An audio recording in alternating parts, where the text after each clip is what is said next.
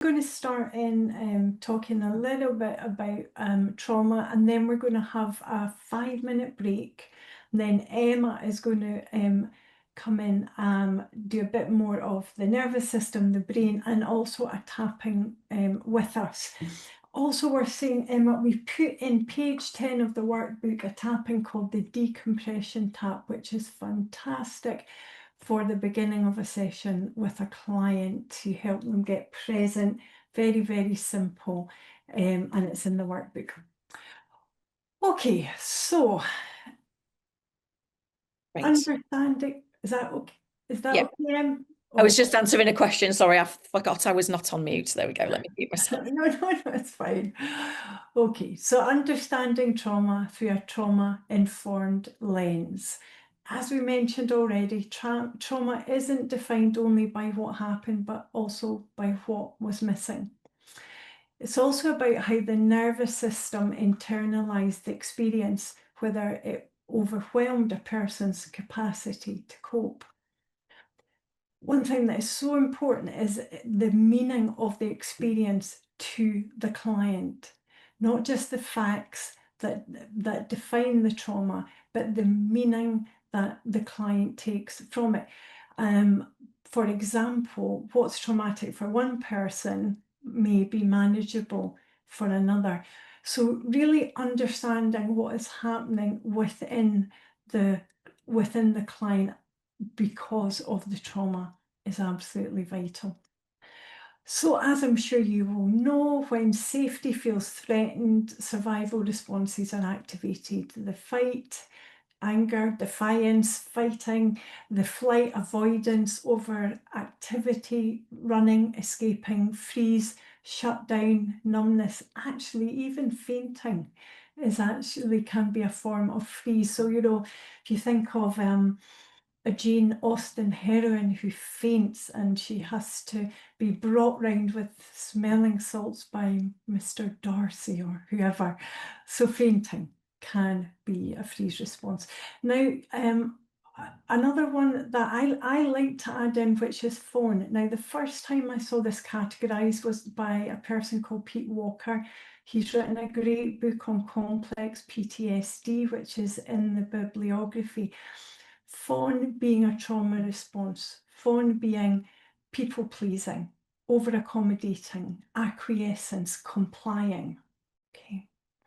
And as an ex-people pleaser, I absolutely agree with that as well as a therapist.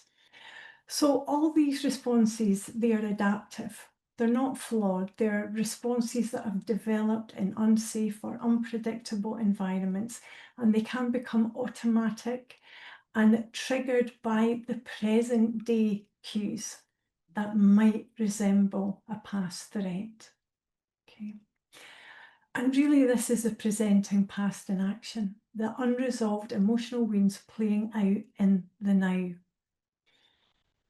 As you know, trauma isn't just psychological, it's held in the body, which is why EFT is so fantastic. It's held in how we breathe, the tension in our muscles, our posture, our nervous system responses.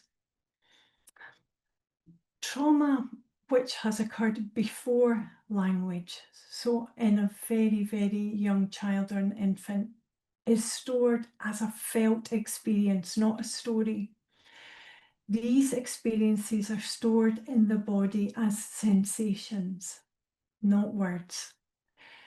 So these pre-verbal trauma imprints are held in the very youngest part of the inner child. There's my little Russian nesting dolls, the very tiniest one.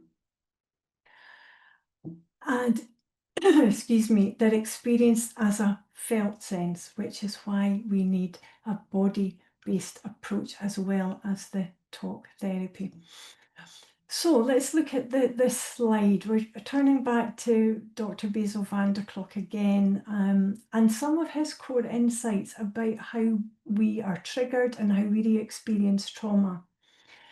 Number one, he says trauma is stored in the body, not just the mind. And he explains how trauma imprints on the nervous system. And even years later, the body can react as if the trauma is still happening. Those circuits in the brain are still firing. Number 2, triggers are sensory and emotional cues that activate implicit memory. Triggers often involve implicit memory, like sound, smell, someone's tone of their voice, a sensation that bypasses logic and activates the brain's fear center, the amygdala. Excuse me. I once worked with a male client who had experienced extreme domestic violence as a child. And during one of the worst events of domestic violence, he was around 5 years old, and he remembers cowering, cuddling into his mum as she tried to protect them. And his mum was wearing a velvet dress. He cannot bear the feel of velvet now as an adult. He had to ask his partner to take off a velvet jacket. In their early days together, he could not bear the sensation. Okay, so the sensory. And in this way, trauma is not just a remembered story for some people.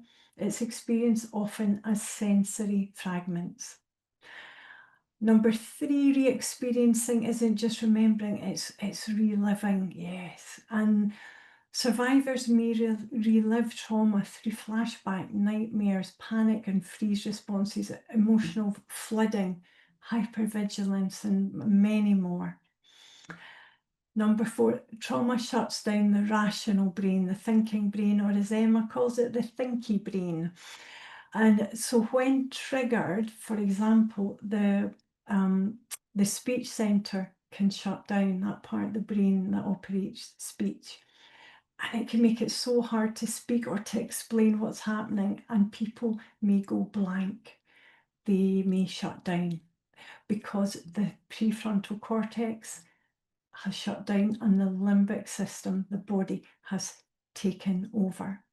And the last one, healing requires body-based approaches. And we are hoping that you agree with us about this by this point. And it is so essential to help reconnect with the body and to restore a sense of safety. Or for some clients, they may be finding it for the first time. You might be helping them integrate that sense of safe inside.